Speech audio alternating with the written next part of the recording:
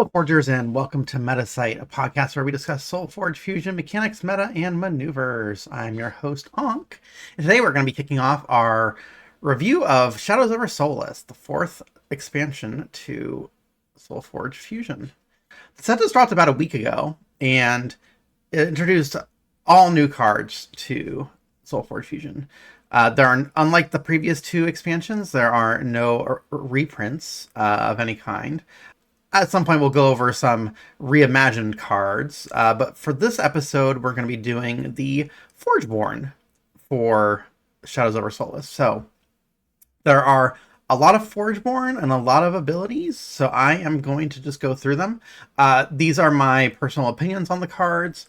Everybody will have their own instincts on what they think is good, what they think is bad.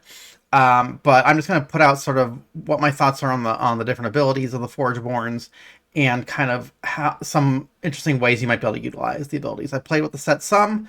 I have by no means worked with every card in the set, or every Forgeborn even, but based on how things have been playing out, I can have an okay sense of how these abilities are going to play out. So let's go ahead and get started. So our first Forgeborn we're going to look at is Crux Cobalt. And the first ability he has is called Depersonify. At cycle 2, it gives all enemy creatures -2 attack. At cycle 3, he gives all enemy creatures -5 attack. And at cycle 4, enemy creatures get -8 attack. So those are the three different cycles that the ability can appear in. Obviously, you're not going to get it in all three levels. Every level will be unique. But in terms of Depersonify, I think this is just a very solid ability. A lot of what's going on in Shadows Over Solis in the Alolan faction has to do with debuffing creatures' attack. And this just feeds into that. I think there's like one or two cards that will just outright kill a creature that has 0 attack. We'll see another one of Crux's abilities that will pair very nicely with Depersonify. But it's very straightforward. It's one of those kinds of abilities that's good when you're ahead, and it's good while you're behind. It can help blunt some damage if you're falling behind and keep some of your creatures alive. And if you're ahead, it's going to make it harder for your opponent to catch back up if you debuff all of their creatures. What I want to think about whether an ability is good or bad, I want to think of it in terms of, is it good when I'm ahead? Is it good when I'm behind? And kind of how good is it on an empty board? Now, obviously, Depersonify is not going to do anything if your opponent has no creatures out, but if your opponent has no creatures out at any time during the cycle in which you have access to that ability, you're probably in a pretty good shape anyway. So definitely a very solid ability. I think the amount it gives at each level is perfectly appropriate. 2 may not seem like a lot, but at cycle 2, that can definitely mean the difference between whether a creature trades or not in combat. Moving right along, the next ability of Crux is called Disconnect. It deals 8 damage to an enemy creature if it has no creatures adjacent to it at cycle 2. Cycle 3, it deals 12 damage to an enemy creature if it has no creatures adjacent to it. And at cycle 4, does 18 damage if the enemy creature has no creatures adjacent to it. So this is essentially Isolate as a Forgeborn ability. I am not a big fan of this ability, actually.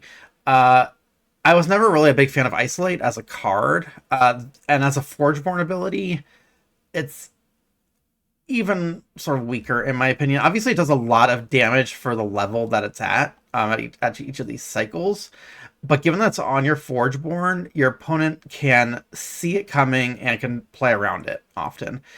Eventually you may be able to get a creature isolated and use Disconnect on it, but it's not always going to be the creature you want to get rid of. And it sort of makes it more limited in its use cases, because a lot of times either you want to kill off a creature because it's a big threat, or you want to kill off a creature to make room for your creature to punch through. And if your opponent's clumping up their creatures, it's going to be hard to orchestrate it such that you're going to be able to really easily disconnect the target you want versus just a random creature that may or may not be that impactful. So it's okay. I guess it would be probably pretty good if you have a lot of removal in your deck anyway, so that you can kind of break up pairs of creatures and then take them out with the Disconnect. But that also still restricts you to needing to play that other removal to get them isolated. So it's okay. It's probably my least favorite of Crux's new abilities. Let's go ahead and take a look at his third ability. So this is Psychic Burst. Cycle 2, destroy each enemy creature with 3 attack or less. Cycle 3, it's 6 attack or less, and at Cycle 4, it's 10 attack or less. This is basically Sonic Burst as a Forgeborn ability, and I think this is probably one of the strongest abilities Crux has in this set. Especially given how often Alolan creatures and spells will debuff attack, it's going to be very easy to get a 2 or 3 for 1 out of this ability frequently. It also sort of restricts the kind of plays your opponent can make, because in the cycle you have access to this, they have to be wary about playing a creature that has attack within the attack within this sort of Psychic Burst threshold, or something that's even close enough that you could debuff it and then kill it. So yeah, Psychic Burst, very scary. There's a lot of Alolan cards that debuff attack, including including at least one that debuffs every creature's attack in the set. So if you get that in this deck with the Psychic Burst, you're going to have a very solid cycle with that ability. It's going to be very easy to take out a bunch of creatures at once, usually at least 2 or 3, if not more. It also really hoses minions. Most of the bigger minions don't come out until cycle 3. I mean, like, you can kind of get some Oak Fathers here and there, and I guess Brutes are there, but like, it'll take out Spell Swarms, it takes out Spell Sprites and Wisps pretty easily, Gizmos, all that stuff. So yeah, I definitely like this ability. I think it's one of Crux's strongest in this set. And then finally we have Soul Fuse. This reads at all 3 levels. You set a creature's attack to be equal to another creature's attack. Very simple, straightforward text. It's very, very flexible. So there's 2 different ways you can use this. One, you can use it to buff the attack of one of your creatures, make a very weak creature into a very strong creature, or you can use it to debuff an opponent's creature, setting its attack to a very high attack creature to like the lowest attack that's on the board currently. So it has a lot of very interesting use cases. It can be very strong with creatures that have slay abilities. It can be used with other effects that will destroy creatures with low attack. I can see a situation where you have Soul Fuse on the end of cycle 2, and then the Psychic Burst on cycle 3, where you just set something really low and then kill it the following turn when you get back on Forge. So yeah, definitely Crux has a pretty strong suite of abilities. Again, the Disconnect is the one I don't really want to see on him if I'm going to be playing him, but other 3 at any level, I think they all are very applicable and very easy to use and will impact the board. The next Forgeborn we're going to talk about is Ironbeard. This ability is called Guarded Deployment. It's a cycle 2 ability. When one of your creatures comes into play this turn, it gets 5 armor this turn. Cycle 3, it's when one of your creatures comes into play this turn, it gets 10 armor this turn. And cycle 4, when one of your creatures comes into play this turn, it gets 15 armor this turn. So the thing about this is that it's going to affect every creature that comes into play that turn after it's activated. So it's going to work very well with minion generation abilities, free play creatures, that kind of stuff. It's going to be very hard to maximize this ability, because you're only going to be able to get like maybe 1 or 2 creatures to get that extra armor buff. You're probably best off activating this off Forge when you can catch creatures easily and make sure that armor is not going to go to waste. Otherwise, if you're on Forge, oftentimes if you put something out, if it's not already opposed, your opponent may just ignore it and wait to try and deal with it the following turn when the armor wears off. So I'm not big on temporary armor. This one's okay. It is nice that it's sort of proactive, so it can help protect your creature, especially with the augments that are in the set. Like, you might want to use this to protect an augment, and then especially in the loin augments where you have to replace them, being able to protect it from spot removal, and then being able to immediately put something on top of it, and that thing will also get armor and plus all the buffs from the augment. So it has some use cases. It's going to be kind of finicky to use, I believe. And you're never really going to probably maximize the 5 armor that you get out of it. You'll probably get, they'll absorb some of it, but there will be board states where it's good.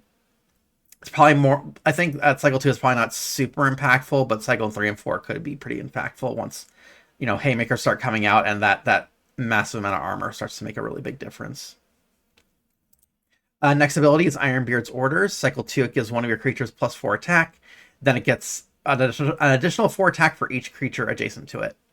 Cycle 3, it starts out with 8 attack, and then again 4 armor per adjacent creature. And then cycle 4, 16 attack +4 for each adjacent creature. This is one of those abilities, again, that's a little bit like, it's just kind of one-trick pony. It's just buff up a creature really big. Yeah, you can sort of line a bunch of creatures up and like hope that they're flanked enough to get the power really, really high. Maybe you can get it like on a stealth creature to punch through. But your opponent can kind of see what you're doing when you're starting to clump creatures together. So they may be able to see this coming. But worst case scenario, use it to pump something to take out a high toughness threat. Especially with Tempees, with all those Yetis that have really high toughness. Having just a way to give a massive amount of attack to one of your creatures in one activation could be pretty strong. And this set is very aggressive. Games are going to be ending frequently in cycle 2 anyway, so being able to just like add 12 attack, which is like almost a quarter of your opponent's life total on an unblocked creature, could be pretty devastating. So if you can maximize it, it's a decent ability, but it doesn't really have a lot of different like use cases. It's really just pump up a creature, use it to take out another creature, or just punch through for a lot of damage.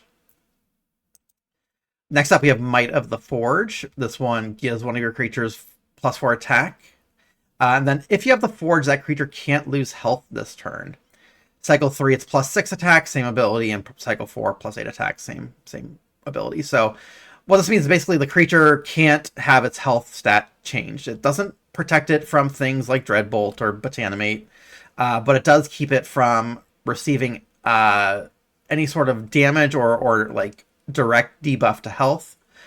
So like Toxic Spores or like Om Nom Nom effects won't affect it, Grave Pact, all that stuff, because it can't lose the health. It'll still lose the attack, but it does keep ensure that creature is going to stay on the board if your opponent doesn't have alternative like straight up destruction abilities at their disposal. It's a little awkward that you have to do it on Forge, but it is what it is. It is something nice as like a way to absorb a lot of breakthrough damage. It also ensures you can kind of protect that lane if they have a really high, like, say you were off Forge, they were on Forge, they put something really big down, you couldn't deal with that turn. Now you're on Forge, you can put something in front of it, make sure it can't die, and then you block that damage if it doesn't have, you can block that damage for the turn and kind of protect yourself that way. We'll have to see how much of a difference this makes. I don't know that there are many like ways to like abuse this with like some sort of infinite combo, but we'll have to see. Like there might be some sort of weird infinite damage combo that you could use with this, but it seems like a pretty niche kind of thing. So we'll see kind of how this ability shakes out. But I think it's fine. It is it's limited because you have to be on Forge for it to maximize its ability. Otherwise, it's just like a really, really weak attack buff. And depending on what cycle you get it in on Ironbeard and whether you're going to be on Forge twice or once in that cycle is really, really going to make this a very narrow use case ability. So we'll see. We'll see how that plays out. I haven't had the ability to really play with Ironbeard much yet as the sets come out. Mostly been playing with some of the Blighted stuff, but we'll see how much of an impact that ability makes in general play. And then the final ability for Ironbeard, we have Wall of Iron. This one says choose one. You get 10 armor this turn, or one of your creatures gets 10 armor this turn. Cycle 3, you get 15 and 15, and at cycle 4, it's 20 and 20. I like abilities like this where you can choose one or the other. 10 armor at cycle 2 is many cases going to keep your creature alive, or alternatively, it's going to give you the ability to basically open lane some creatures and just use the armor to tank a bunch of damage from your opponent, and not worry about a bunch of creatures getting through. You can just use it as like a 10 point or 15 point life buffer in order to get yourself a better board position. Especially if your opponent is trying to pressure your life total, you can just pop this, get a little bit of shield to get a better board position. Again, this is one of those kind of abilities that's going to help whether you're ahead or behind, and either protecting one of your creatures to keep it alive, or like preventing your like the first ability where or second option where you can give a creature 10 armor. This is great if you're ahead. You can keep them from taking out one of your creatures, and it continues to be a threat the next turn. If you're behind, you have that option to sort of give yourself that life buffer, or even one of your creatures again to sort of absorb a big hit and still stick around for another fight. So cool ability. Ironbeard's definitely within his wheelhouse. We see kind of very, very similar armor and attack buffs. That's pretty much all he's doing in this set is armor or attack increases. Next up, we'll have Steel Rosetta. So first up, we have Armada. Cycle 2, it says play a Gizmo minion. When one of your creatures replaces a creature this turn, blast 2. Cycle 3, it's you get a Gizmo and blast 4 whenever a creature's replaces. And at cycle 4, it's you still just get a Gizmo minion, and one of your creatures replaces a creature this turn, you blast 6. So blast has proved to be pretty powerful in this set. I think Armada, you probably get, you get the Gizmo as a way to buff a creature, and then you might be able to get 2 or 3 blasts out of the mix. Notably, the Gizmo comes out first, so you can't like play the Gizmo and then get it immediately blast, because the blast effect doesn't come into effect until after the Gizmo's been played. So you'll be able to replace this Gizmo with a creature play. If you have ways to generate like extra minions, like with like a Relentless Wanderers, or a Metamind Omen Seer, that kind of a thing, you might be able to get extra blast off. But it's a little bit like Nanotech Disruptor that gives you an extra Gizmo. It's just that the blast has to be specific to the lane. So we'll see how this plays out. I can see you machine gunning down your opponent pretty hard with this, especially at cycle 3. It might be a really good finisher ability to kind of close in those last few points of damage, or just to clear, or alternatively early on you can use it to just clear off creatures that have been slightly damaged, and put in just massive threats in the lanes with that extra Gizmo. So we'll see how Armada plays out. It's gonna be hard to build a deck around it, but I'm sure if you have like a high minion count deck, you could probably get 3 or 4 blasts off with this in a turn, maybe.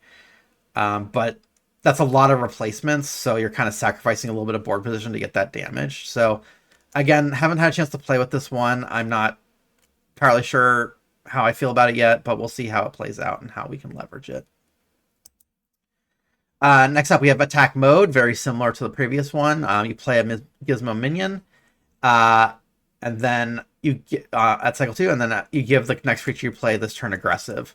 It's kind of like Optimize. Instead of giving like extra attack and health, you get aggressive out of it. So it's a great off-forge ability. At cycle 3, you get the Gizmo and an extra +2/+2, and then at cycle 4, you just get a Mega Gizmo. So this is kind of one of those things where you pop it while you're off forge. Second action, stick the Gizmo in an empty lane, and then just throw a massive dude out to punch through damage, and try and get a really big swing in that way. Alternatively, you can throw the Gizmo out and just use it as a chump blocker while your aggressive creature punches through in an alternative lane, so you can really change the way that the life swing was going to go. It's not that great on Forge. There's a pretty big cost associated with the aggressive that you're getting.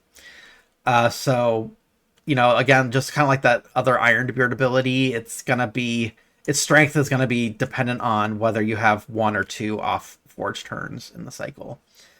Because you'll have better opportunity if one you can actually pop it and get the most out of it. Next up, we have Builder's Burst. It says upgrade a card in your hand, then discard it. Deal 1 damage to an enemy creature for each 2 and 3 card in your discard pile. Builder's Burst 2 is upgrade up to 2 cards in your hand, then discard them. Deal 2 to an enemy creature for each 2 or 3 card in your discard pile. And then at cycle 4, upgrade a card in your hand. Deal 5 damage to an enemy creature for each 2 or 3 card in your discard pile. I am not a fan of this ability. I think it's incredibly weak, to be honest. It, you want your Forgeborn abilities to be able to do things on every turn in the cycle for the most part, and this really does nothing, almost nothing on the first turn of the cycle. Um, you know, getting to do 1 or 2 damage in the second turn of the cycle, like you're not gonna have that many. Like you might be able to do like 4 or 5 damage on the second turn of the cycle. Maybe you can get like 6 or 7 damage on the third turn of the cycle. You can't really do much with it on the first turn of the cycle.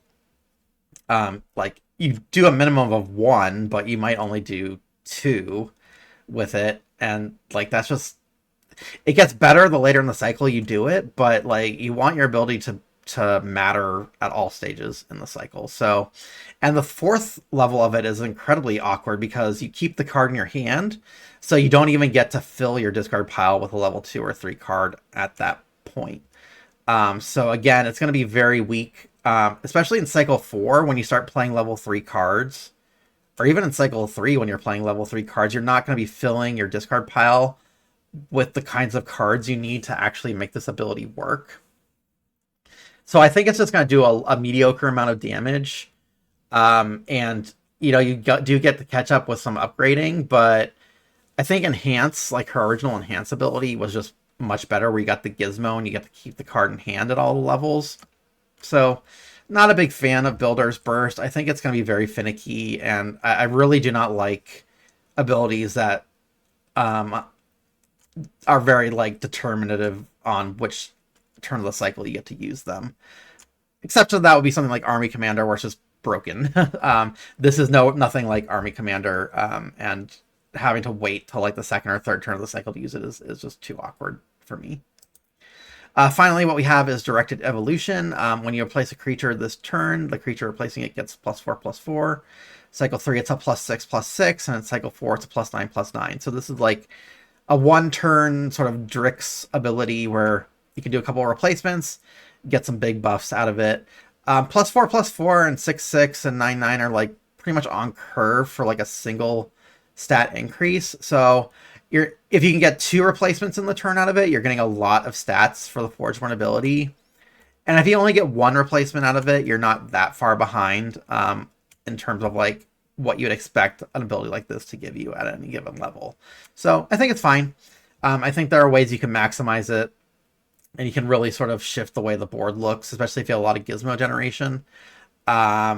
But otherwise, it's pretty straightforward. It's a little awkward. You can't like give that bonus to something that's already on the board, so you're kind of at the mercy of what's in your hand at the turn you activate it. But I can see some certain turns where it's just can really fill up your board and really put a lot of stats on the board for your opponent to deal with. All right, so that is all of our Loyan. Let's go ahead and we'll move on to our Utera faction. So first off, we have Nova. And her ability is Chloropoia. I'm not sure how to pronounce that. I'm going to assume that's how you pronounce it. Cycle 2, it reads, choose a creature, its controller replaces it with an Oakfather minion. Cycle 3, same ability, choose 1, gets an Oakfather. And then at cycle 4, you could do 2 creatures with Oakfathers. So cycle 2, this is like 90% of the time, it's going to be, you're going to want to replace one of your own creatures. It's an Oakfather on command in cycle 2. I think this is going to pair really well with like an Aloyan deck, where you can throw out gizmos or sometimes even mega gizmos, and having like Oakfather at your disposal at will. Drop it out.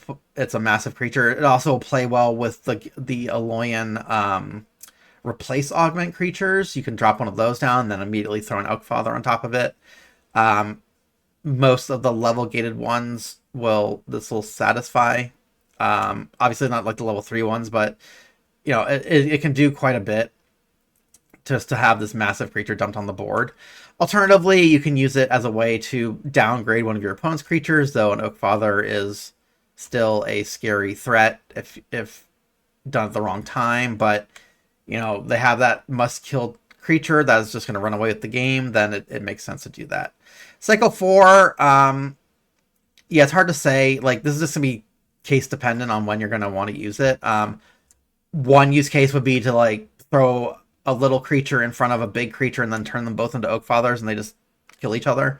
So I can see that being one of the play patterns you can use with it.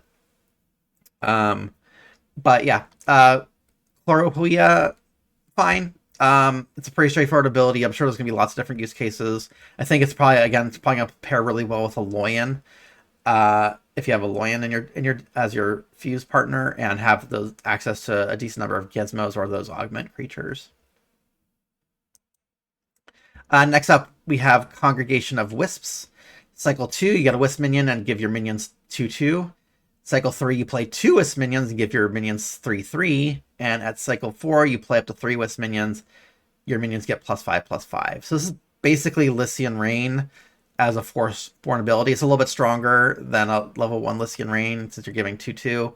Yeah, I think this is going to be a great ability for Minion Matters decks. I can especially see this being strong if you can pair it with like a set 1 or a set 2 Steel Rosetta, where you can use her Inspire ability to have one of the cycles be this Congregation of Wisps, and while you use the rest of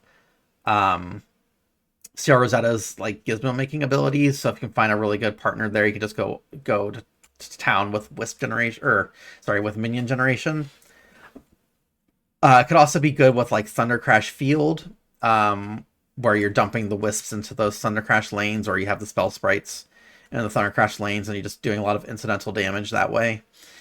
And there's some other set 3 or set 4 cards that will pair well with this, like such as the one that blasts in Tempest. So yeah, I think this is a solid ability. You get a lot of board presence, you get a lot of buffing out of it. It does only pump your minions, but if your deck is built around minions, then it's going to put in a lot of work. Yeah, so next up we have Nova's Wisdom. It says give one of your creatures +2/+2, give it +2/+2 for each creature adjacent to it. So best case, you'll get +6/+6.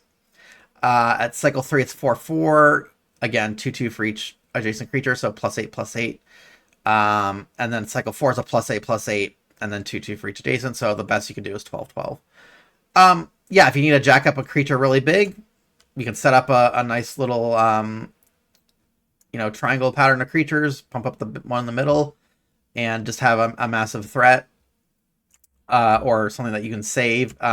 It's going to be weaker if you can't maintain a good board position. You have to have 3 creatures on the board to maximize it. And the one you want to hit with the ability has to be the one in the middle. So if your deck is really good at going wide and keeping creatures on the board, this is going to really work well with that. If you're only able to get 1 or 2 threats to stick on the board at a time, you're not going to get a very decent attack increase with this. So I think it's fine. It's pretty straightforward. Creature buffs are usually decent. But yeah, I think that is okay.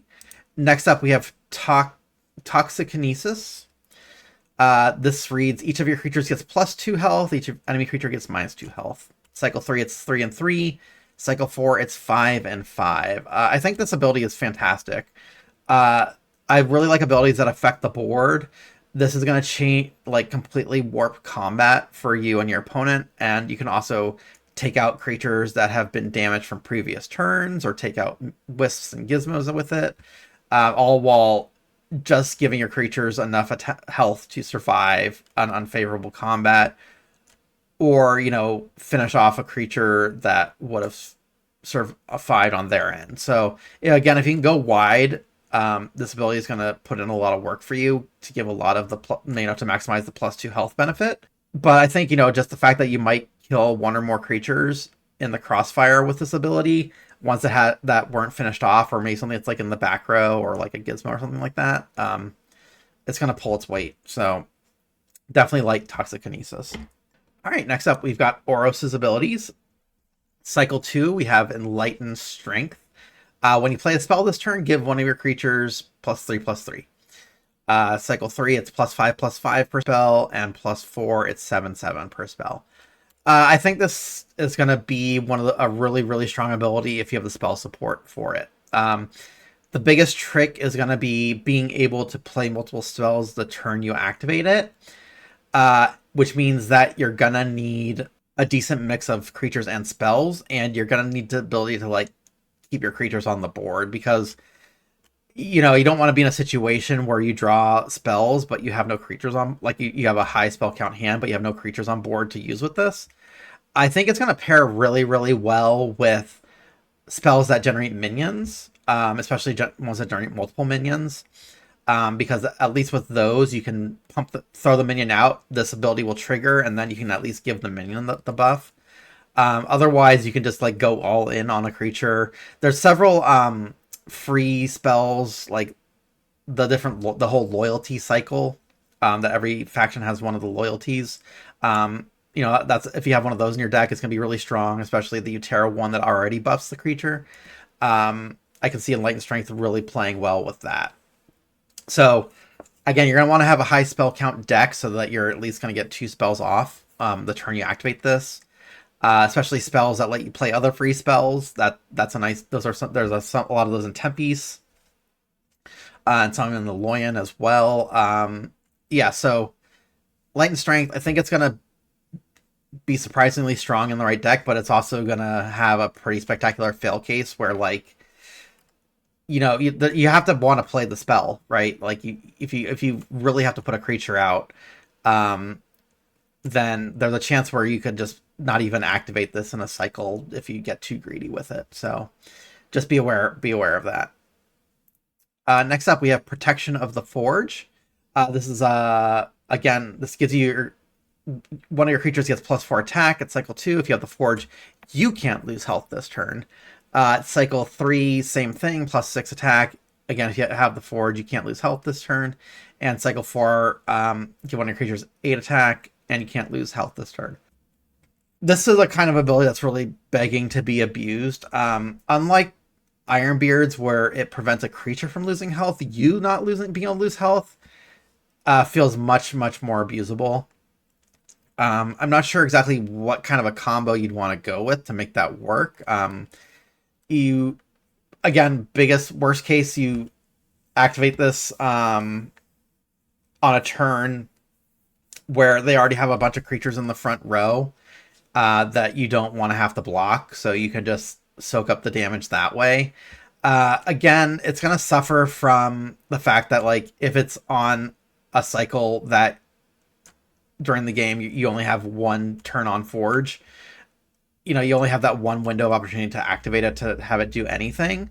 And +4, +6, +8 is not a huge attack increase, so it can really fail pretty spectacularly, but I can see times when if you get it to line up well, it's gonna really swing the tide of the game, especially if you have like, say your other half is like a Dark Forge deck, and you have a lot of creatures that are going to deal damage to you.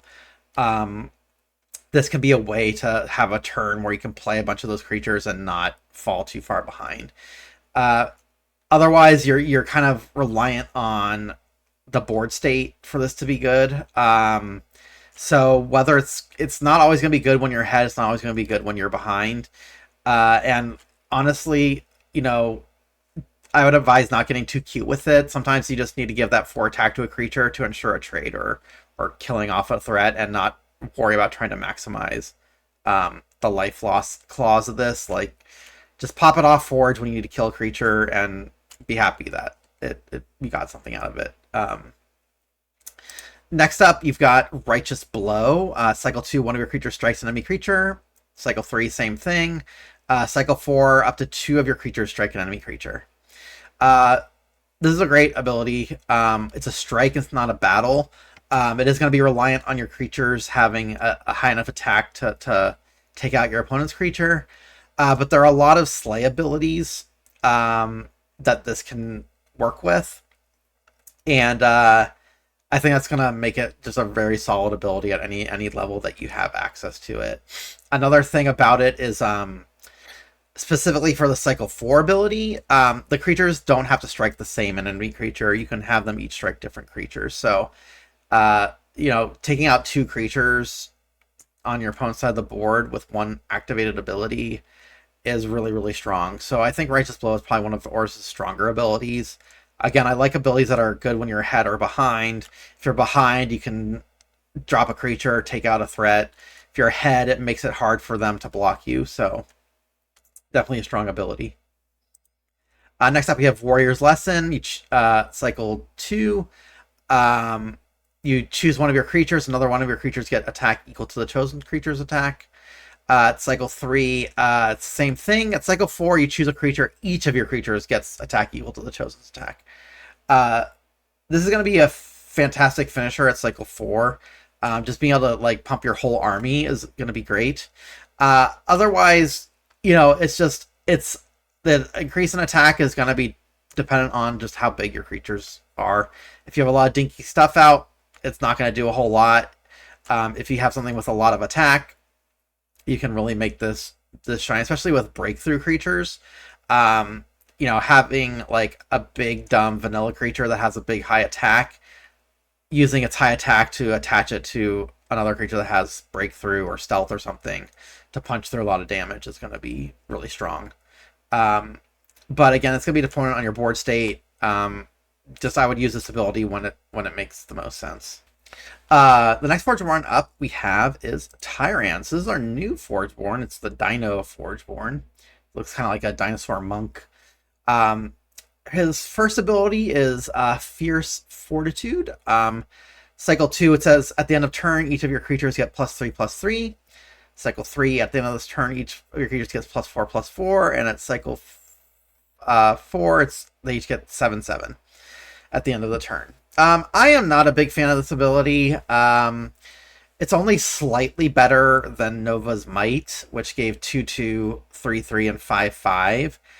But it doesn't kick in until after combat, and I think that's where this ability is going to suffer the most. You really want your be able to have as much control over your Forgeborn ability and what it does to the board when you activate it, so you don't whiff. If you have like 2 creatures on board and you activate this and like you're on Forge, your opponent has a chance to react, which means that like they might be able to take out those creatures in combat, and like you get a 3/3 to one of your creatures. Like, it's not that impressive. Your opponent has a lot of time to react to it.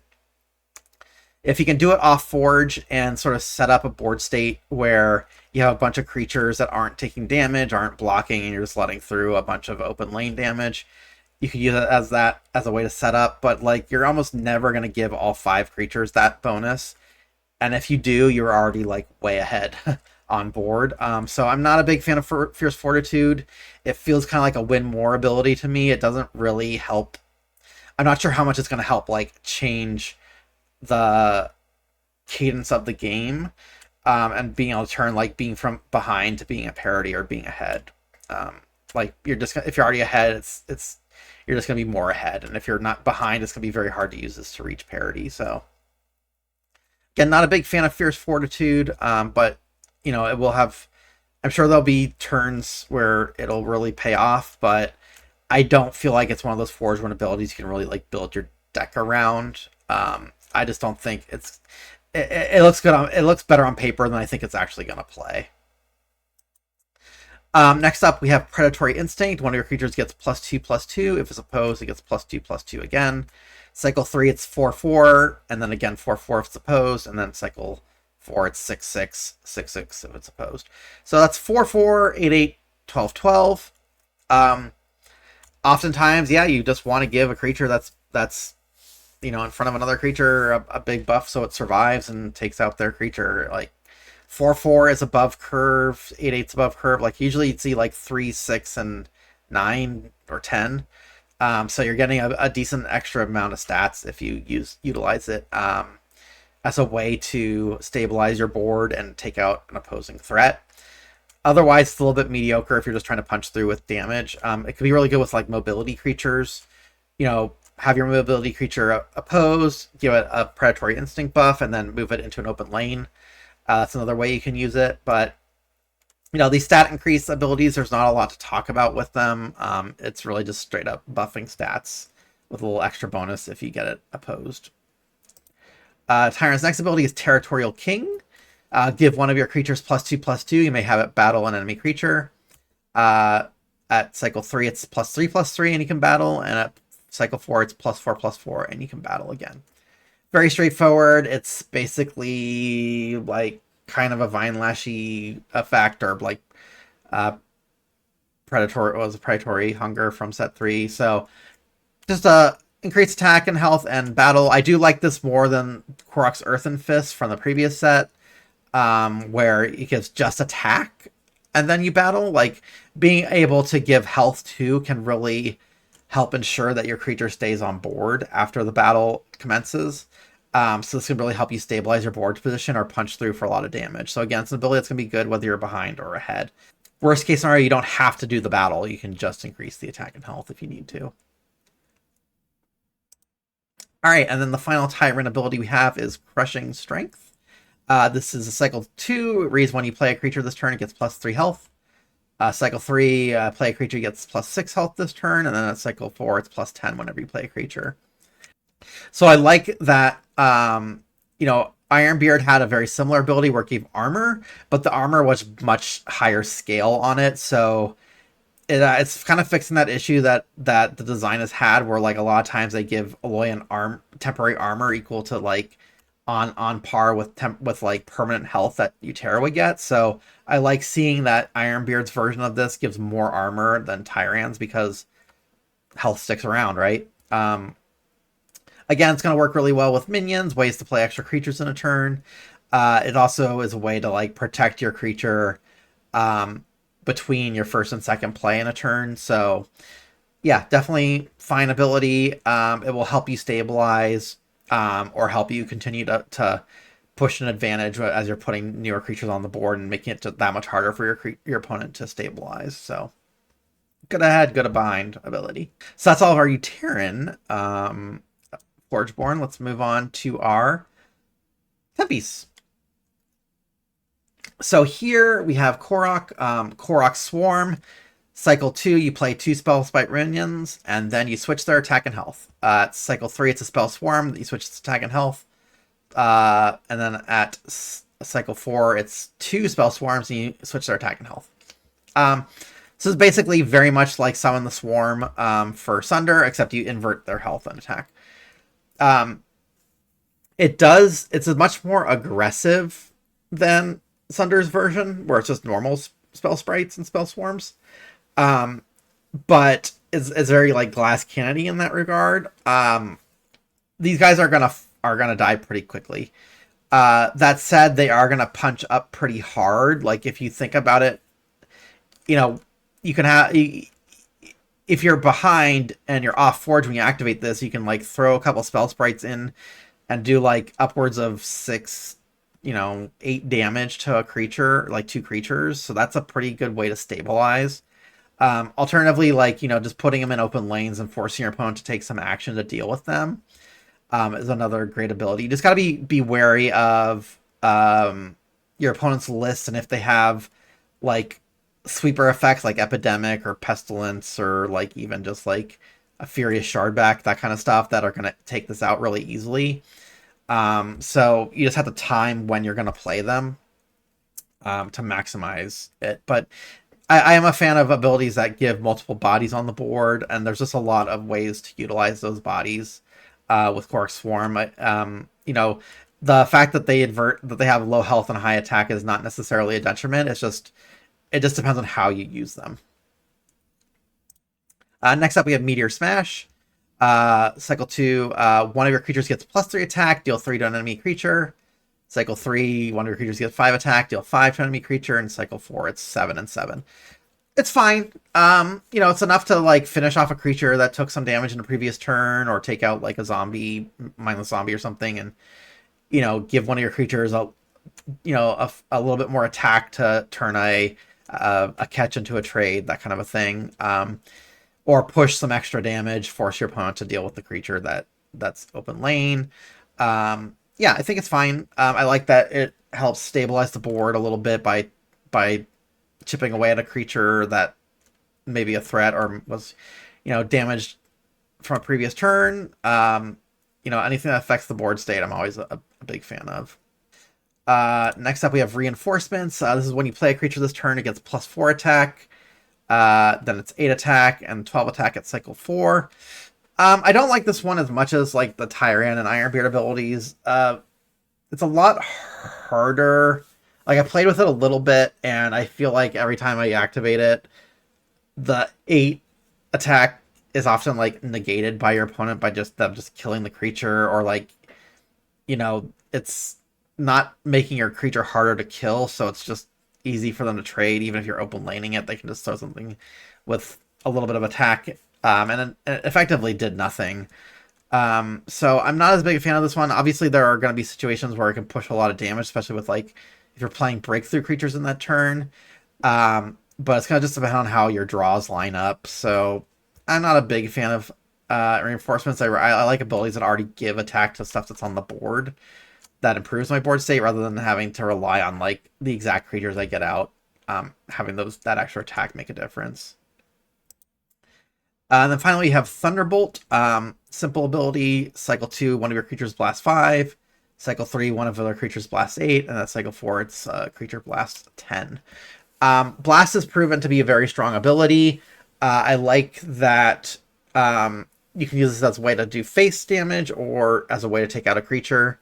And sometimes a little bit of both. You take off a creature that's been weakened and do a little bit of extra ping damage to your opponent.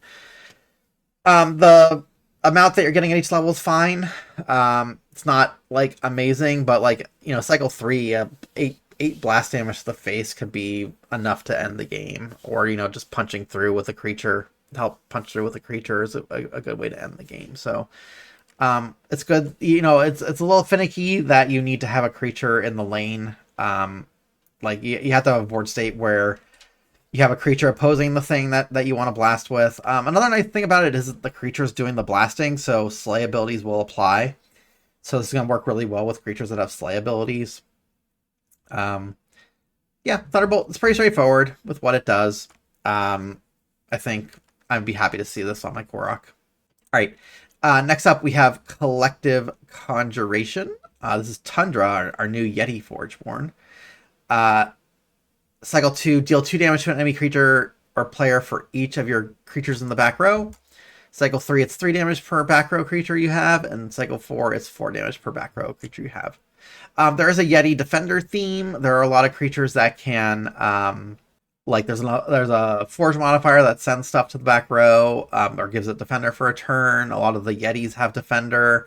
There's a whole Defender archetype. So if you get a lot of those in a Tundra deck with this ability, it could be strong.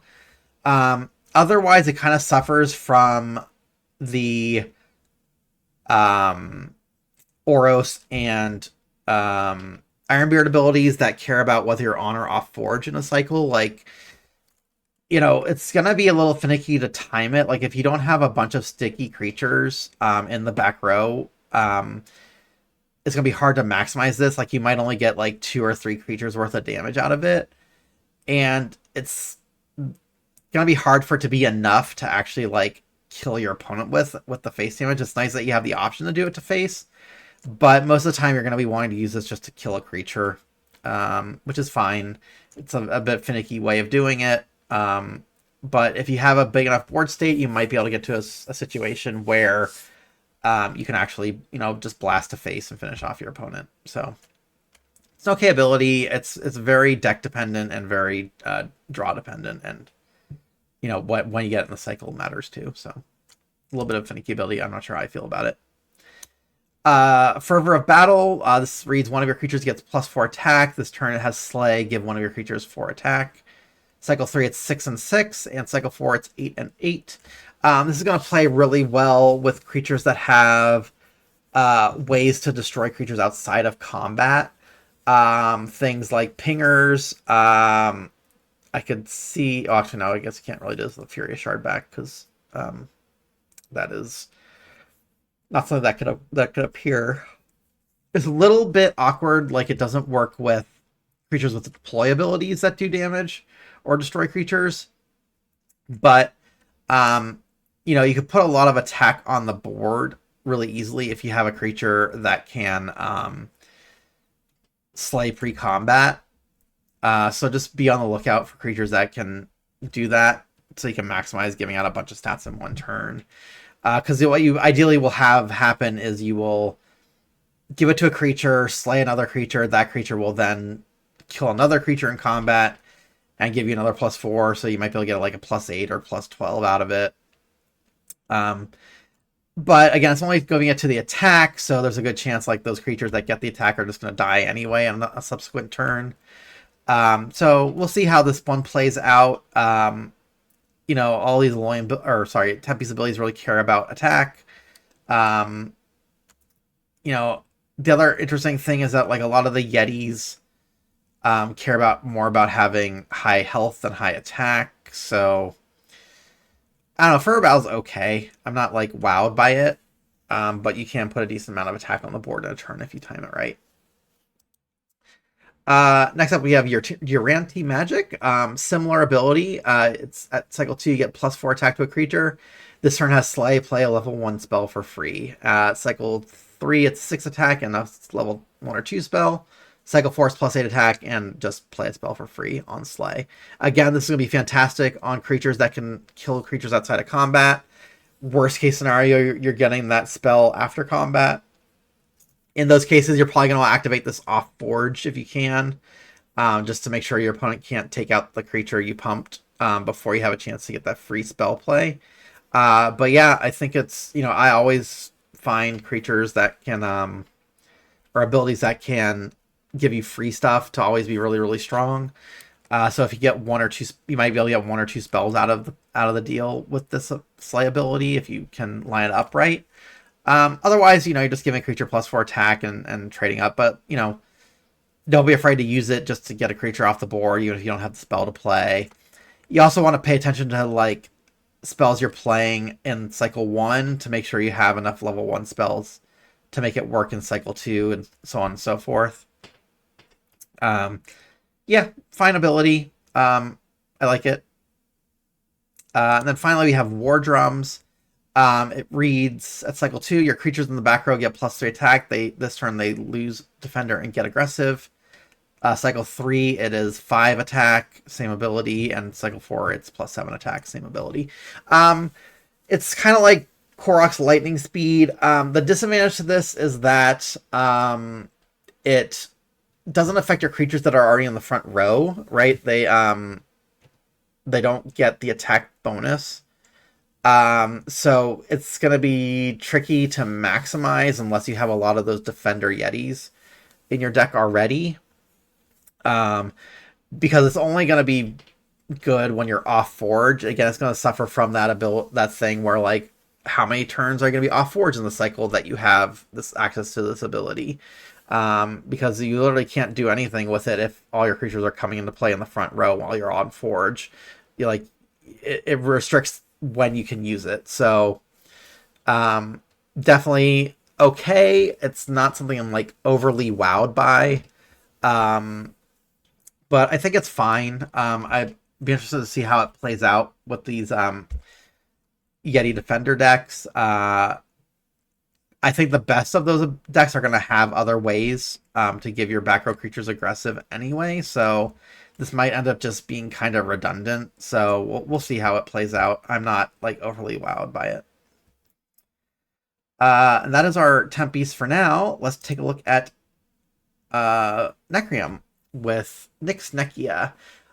So their ability at cycle 2, we have Insurrection. Choose one of your creatures. When it is destroyed this turn, deal damage equal to its printed attack to the enemy player. It is the same ability at all 3 levels. I think it's fine. I think it's actually obviously it's good if you have high attack, low health creatures. It doesn't really help you if you're behind because if your opponent has a high life total, it doesn't do anything per se. I think kind of the best time you could probably have it is maybe like in cycle 3 when you can start getting out like your level 3 creatures with really, really high attack and having possible ways to self-destroy them. Can be good because if you can get that big creature out, activate the Insurrection, and then destroy it, you might be able to do like 15, 20 damage to your opponent in one shot. So in those cases, I think it's good. I don't think it's very good as a cycle 2 ability. If you're using this to do the damage, you want that damage to end the game, right? Otherwise, the ability may not have actually had an impact on the game. So you just have to be careful with it. It's okay. It's not my favorite of Nyx's abilities. Let's see what our next one is. We have Necrokinesis. Cycle 2, reanimate a level 1 Necreum creature. Cycle 3, it's a 1 or 2. Again, level gated. Cycle 4, it's any Necreum creature. Great ability. It works much better than, what was it? Dark Summoning. Where you'd get like a zombie brute, or you have to like play a level 1 creature from your discard pile. Reanimation is always going to be stronger. It is restrictive in that you can only reanimate Necreum creatures, which means you'll only ever have access to set 4 creatures or Shadows Over Solis creatures with this ability. You also will not have access to any of the Dark Forge Necreum creatures, since those cannot appear in a normal Forgeborn deck. So it's somewhat restrictive in what you can reanimate, but there are definitely some really strong creatures you can reanimate with it. But otherwise, it's pretty straightforward. It's a very good utility card. It's good with underdrops, especially the Cycle 2 version with underdrops, because, if you trade them early on, you can bring them right back to trade again in a future turn. Next up, we have Ravenous Swarm. You get to Cycle 2 play a mindless zombie, and it strikes an enemy creature. Cycle 3, you get to play 2 mindless zombies, and they strike enemy creatures. And Cycle 4, it's a zombie brute and a mindless zombie to strike enemy creatures. I like this ability a lot. Just like Oros's Righteous Strike, I think it was called. You can split up which creatures are the mindless zombies are striking. So I think it's going to be a pretty strong ability. Again, it helps you stabilize. It's good if you're ahead. It's good if you're behind. You can easily take out 2 creatures with it if they have, if they only have 3 toughness left. You block with the mindless zombie in one lane, have it strike another lane to take out on blocked creature or finish it off. So I think it is a fantastic ability. I think it's a good one for Nyx to have a way to actually interact with creatures, which they have been sorely lacking in previous sets. And then finally we have Zombify. It is this at Cycle 2, it's destroy a creature, its controller plays a zombie brute minion in the lane. Same thing at Cycle 3, and at Cycle 4 you get to do 2 creatures, and you get to put zombie brutes in the lanes. I think this is actually a pretty strong and pretty flexible ability. First off, worst case scenario, you're just upgrading like a dinky creature that was going to die anyway into a nice beefy 6/6. You could destroy an enemy creature that is a high threat, like if they get some massive Oakfather out, like a zombie brute's not as scary, or some other thing with like a really big slay ability, or like they dump a bunch of augments on something, you can just kill it.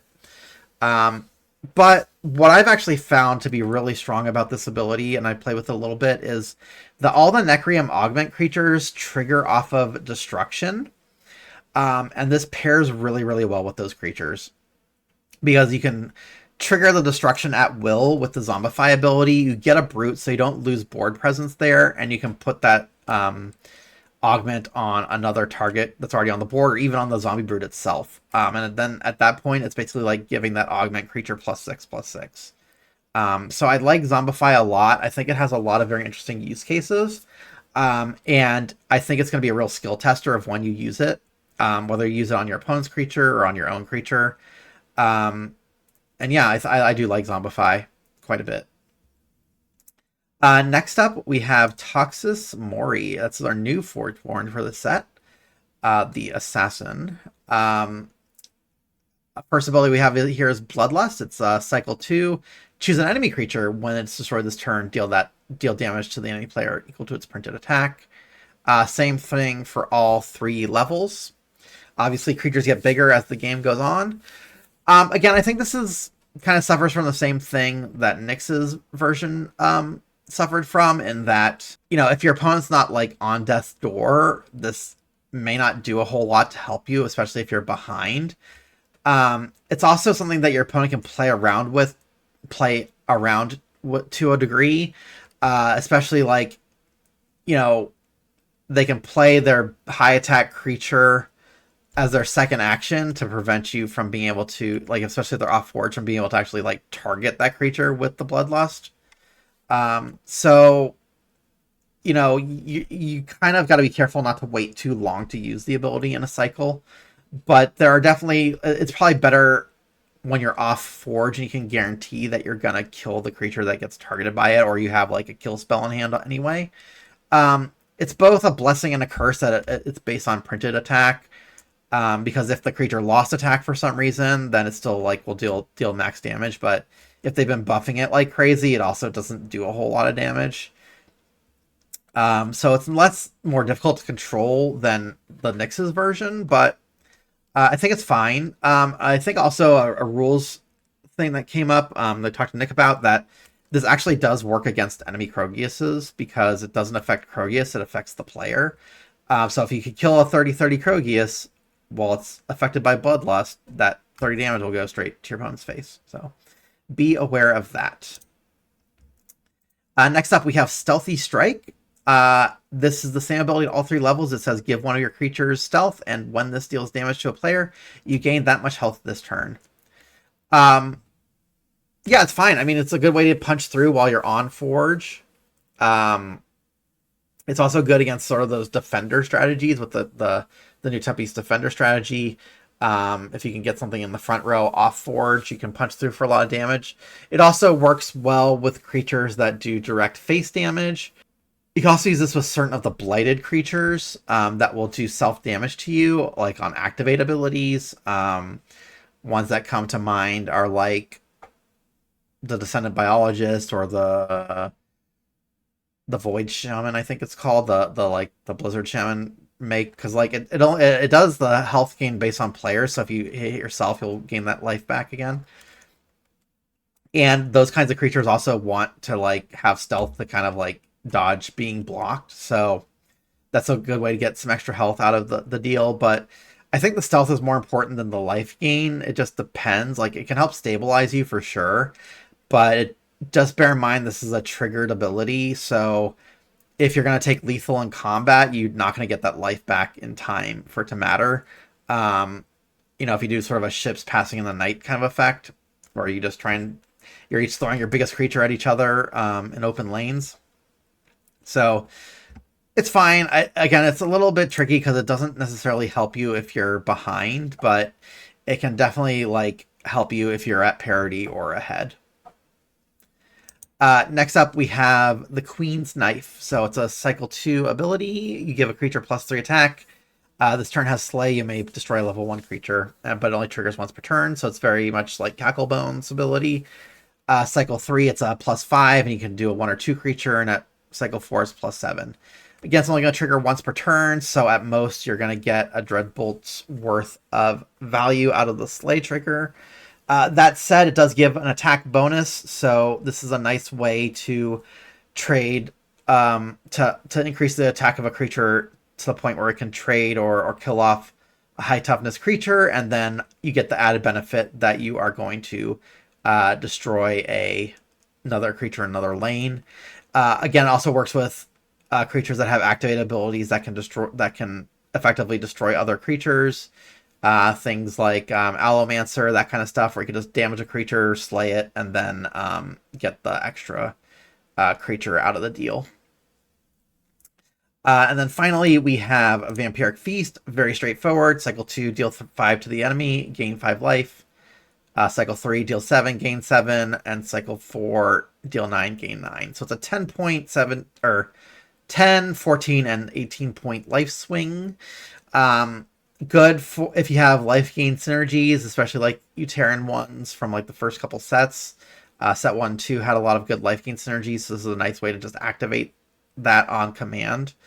But otherwise, pretty straightforward. Just a way to give yourself a little bit of a life buffer and just help you stabilize a little bit, give you that extra time to get to a better board position and to hit your opponent in the face.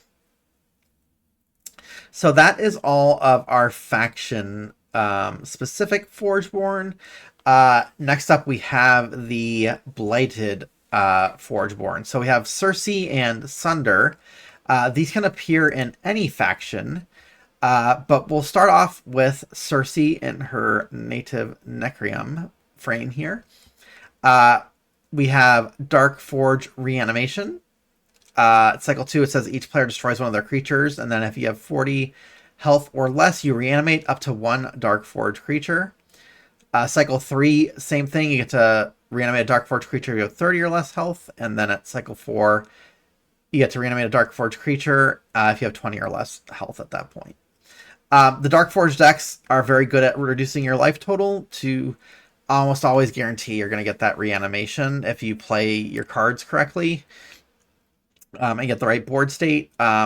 This basically is a way to recycle and reanimate really high power blighted creatures. I've had a lot of fun with this ability. It's very good. There's a number of blighted creatures or Dark Forge creatures that could kill other creatures when on deploy. So being able to take out one creature of your opponent's, whatever their choice, and then reanimate your Dark Forge creature to take out yet another creature is really nice.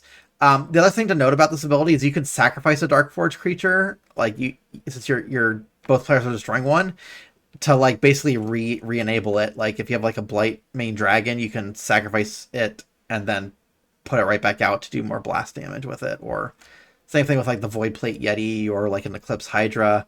If it's still on the board, you can just sacrifice it and then pop it right back out to destroy something. So definitely a really, really strong ability. I like it quite a bit. Next up, we have Blight Touch. Cycle 2, it's deals 5 damage to you, give a creature -8 health. Cycle 3, it's minus 14 health. Cycle 4, it's minus 20 health.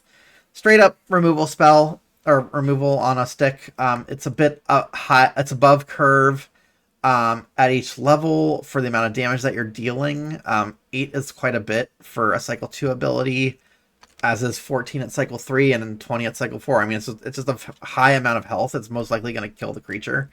It's not level gated, right? So it doesn't matter what level the opposing creature is. It's just that it's enough to eat through its health. Gets around armor. So yeah, very, very solid ability. The fact that it deals damage to you is, initially, you might consider that to be a downside. But there are a lot of creatures that care about you having been damaged that turn to get their deploy effect. Eclipse Hydra, Void Plate Yeti, Blight Main Dragon, those all care about you having taken damage in a turn. So this is an ability that you can pop when you need it to really maximize those abilities or those Dark Forge creatures. So definitely like having that on my loadout for Cersei. Next up, we have Dark Forge Mastery. This one deals 5 damage to you. You give a creature +5/+5. +8/+8 or +13/13. 5 damage at every level. Again, this is good for enabling those self-damage synergies. The amount of stats you're getting out of it is very, very high for the cycle at each cycle. As we saw before, like 3/3 is pretty on par for a Cycle 2 ability, so 5/5 is pretty up there. Again, like 6/6 versus 8/8, and usually like maybe 9 or 10 versus 13 is a very big difference. The longer the game goes on, the harder it is to utilize this ability. Like, most of these Dark Forge decks, as I've been playing with them, don't really last past Cycle 3. Either you've killed your opponent or they have killed you because you've been doing so much self-damage. So there is a detriment to the taking the damage. But again, having like a instant way of accessing it to trigger those self-damage effects is really nice. I definitely like it. It's a little more awkward if you don't have a creature on board you want to pump prior to throwing out one of those deploy creatures, but it is what it is. And then next up, we have Dark Portal. It simply reads, if a player lost health this turn, you get to play a level gated card for free at each level. So 1 at Cycle 2, 1 or 2 at Cycle 3, or any card at Cycle 4. This ability is actually shared by both Cersei and Sunder. So very straightforward ability. It's if you don't have a lot of self damage in your deck or like face burn against your opponent, it may be very difficult to activate this ability. Especially on the turn you really need it. So I am in favor of having Dark Portal in my loadout if I have a couple, like 2 or 3 ways to self damage, especially like ones that only do like 2 points of damage to you, like the Metamind Omen Seer, or like the Descendant Biologist is a nice one with this too. Whereas this doing just a little bit of damage to you, enough to enable you to activate the ability. But yeah, free plays are always going to be good. So definitely like it. So now we're in Sunder. Obviously, we have the Dark Portal that overlaps between the two Forgeborn. Her first unique ability is Dark Forge Summon. It says if you have 40 or less, play up to 1 Dark Forge creature for free. That's at cycle 2. And then when the ability you get no matter what is give your creatures when you play a spell this turn, it gets +2 attack this turn. So it basically turns all your creatures into a spell sprite for a turn. Notably, you get to play the Dark Forge creature before this ability is granted, so that Dark Forge creature will also get that spell sprite ability. Cycle 3, the gate is 30 health, +3 per spell played, and then at cycle 4, it is 20 health and +5 per spell played. Again, I like any ability that lets you play something for free. It's a little like compared to Cersei's ability, I think it's a little bit weaker. I like the reanimation much more than giving your creatures a little bit of attack. It's definitely going to be strong when you're ahead.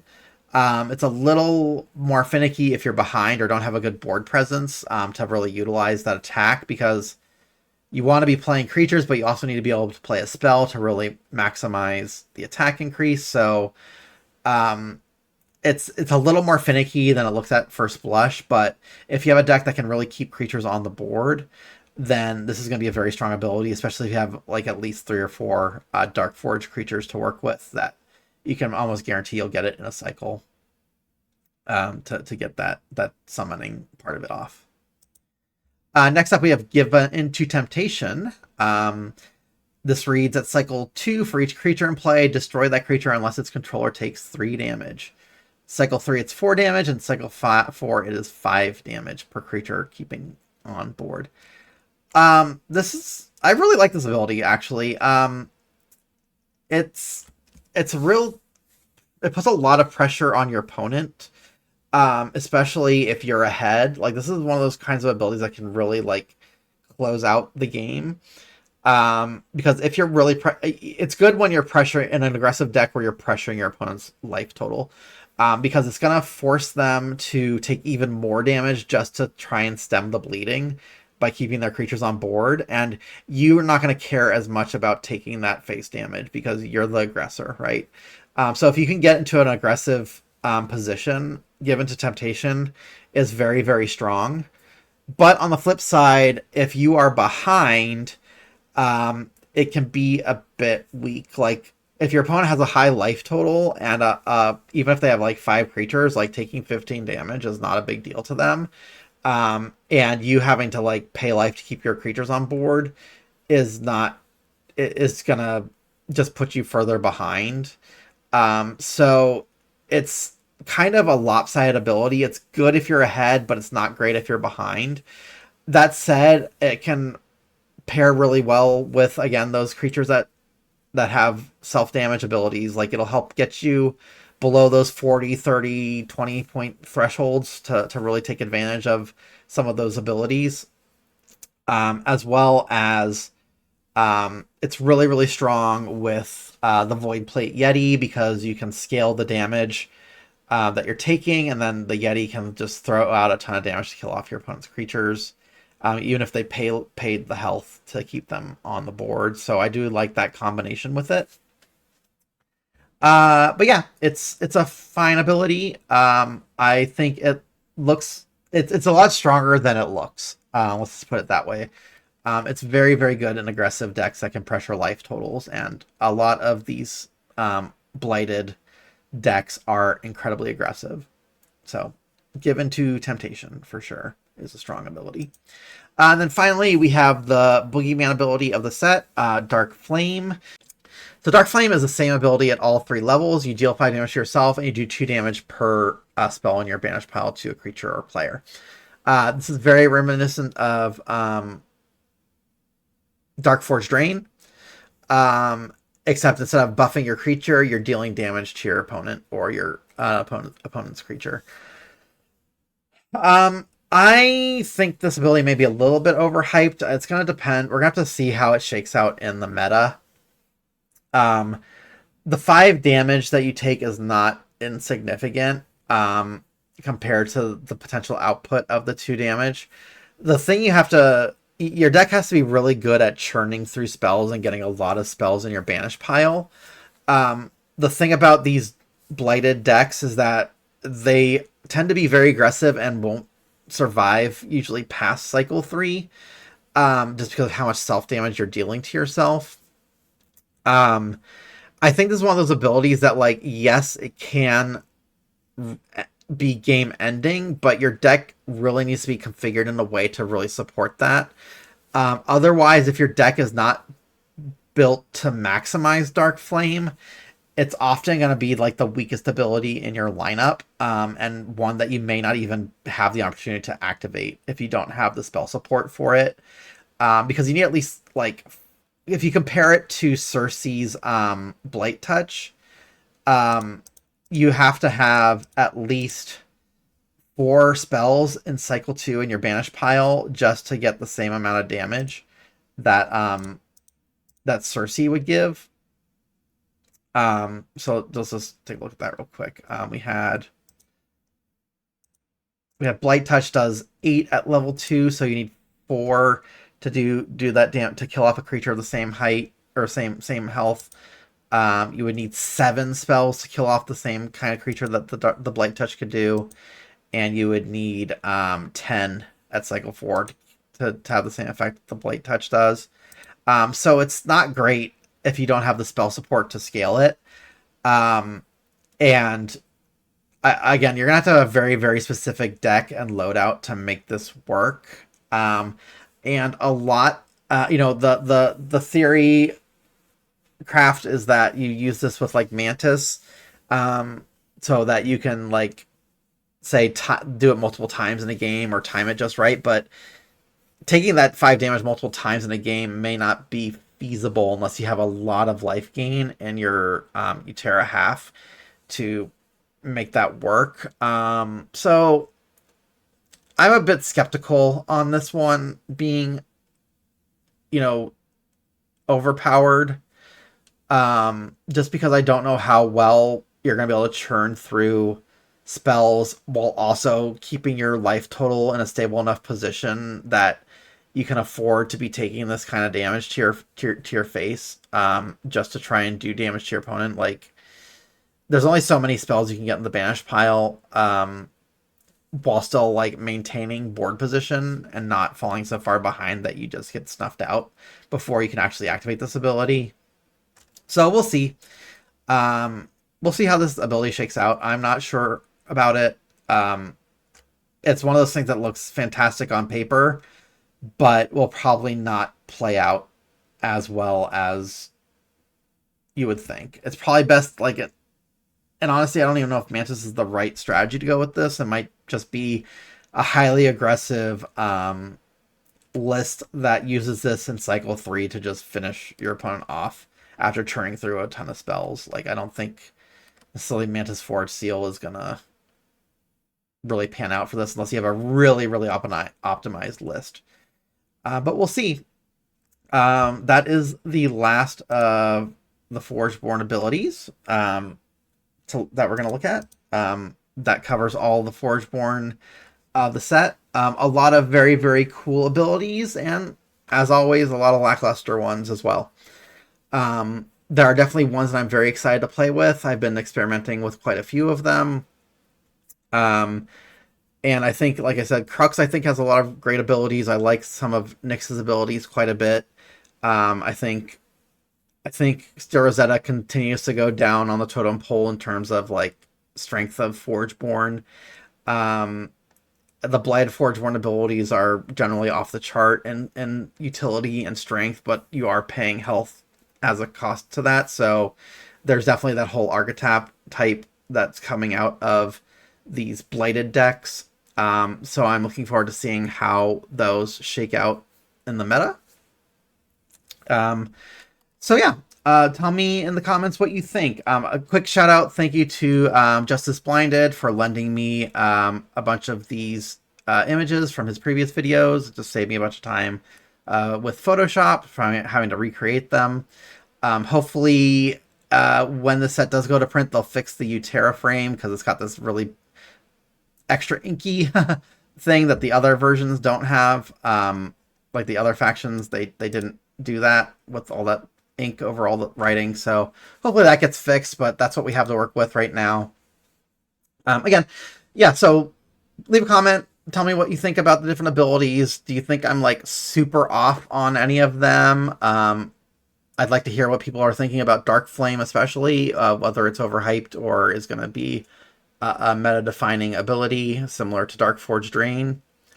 And if you like this video, give a like and subscribe so you know when the next one comes out. Again, this is the first of the Shadows Over Solis set reviews. I will continue this series as I have in the past with the factions going forward. All the cards are new, so these videos are going to be a bit longer than they usually are. But we will go over all of those cards in future videos, including our new Combat Tactician analog for this set. So we will catch you for the next video, and thanks for watching.